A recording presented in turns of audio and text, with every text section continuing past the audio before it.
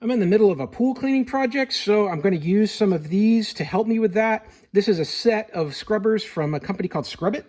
And what you get is a drill mountable piece here with Velcro on it. And then you get 6 of these scrubbing brushes. This is a more fine edge, and this is more rougher here in green. And you're just going to choose the one that you want to use and then attach it with the Velcro right here. This doesn't have any special arbor or anything. You just attach it with the Velcro. And then I can just connect this here with a quick connect either to my drill or to my driver. So I'm going to use a nut driver here. Just click it in like that, and then I'm ready to go.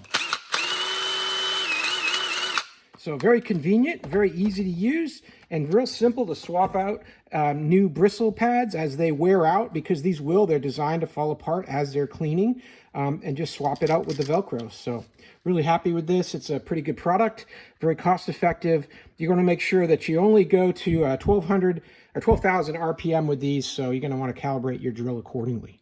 Hey, I hope this video was helpful. Hope this information was useful to you, and as always, I hope you have a great day.